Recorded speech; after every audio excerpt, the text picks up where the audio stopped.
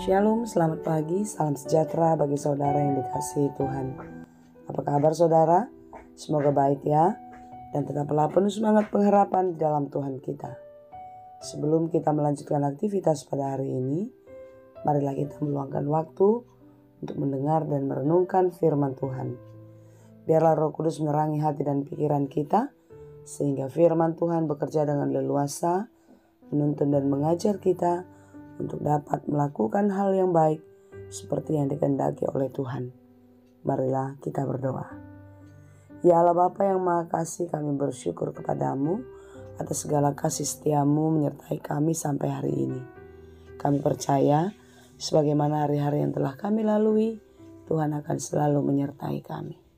Tuntun dan ajarlah kami Tuhan untuk dapat melakukan semua pekerjaan kami dengan baik dan menjalani hari-hari kami dalam penuh sukacita dan pengharapan di dalam Tuhan. Sebelum kami melakukan aktivitas pada hari ini, tolonglah kami di dalam firman-Mu yang sebentar akan kami dengar. Ajari kami untuk dapat mengerti, sehingga firman Tuhan bekerja dengan leluasa menuntun dan mengajar kami, serta memberi hikmat kepada kami untuk dapat melakukan hal yang baik sesuai dengan kehendak-Mu. Berfirmanlah Engkau ya Tuhan, sebab kami telah siap mendengar. Kasih karunia dan damai sejahtera dari Allah Bapa Tuhan kita dan dari anaknya Tuhan Yesus Kristus dan Roh Kudus menyertai saudara sekalian. Amin. Firman Tuhan untuk kita pada hari ini yang ditetapkan menurut Almanak KKBP Jumat 8 Agustus 2025 tertulis dalam kitab Lukas 6 ayat 12. Dalam bahasa Batak dan bahasa Indonesia, demikianlah dikatakan. Dia ke ari ima nakok ibana tuduluk martangiang, jalama nipat nasabornginima didati martangiang tudibata. Pada waktu itu pergilah Yesus ke bukit dan berdoa, dan semalam-malaman ia berdoa kepada Allah. Demikianlah firman Tuhan. Saudara yang dikasihi Tuhan, berdoa adalah menyampaikan segala sesuatu isi hati kita kepada Tuhan. Berdoa adalah berkomunikasi dengan Tuhan. Berdoa juga tidak hanya menyampaikan isi hati kita, tetapi kita pun mendengarkan isi hati Tuhan. Yesus mengajarkan kita berdoa. Bagaimana berdoa? Seperti apa berdoa? Di mana kita berdoa? Dan mengapa kita harus berdoa? Inilah yang diteladankan Yesus kepada kita, agar hari-hari kita tidak lepas dari doa.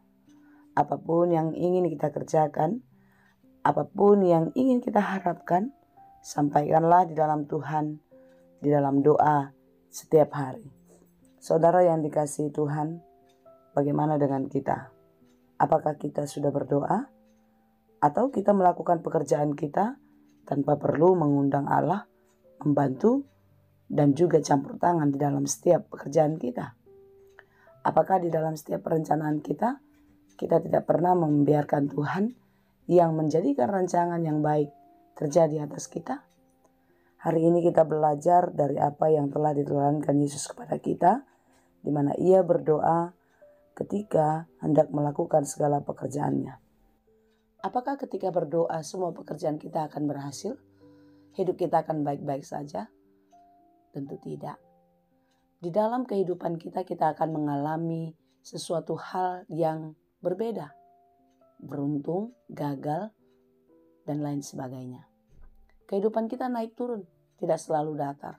Tidak semua berjalan dengan baik sesuai dengan pikiran kita.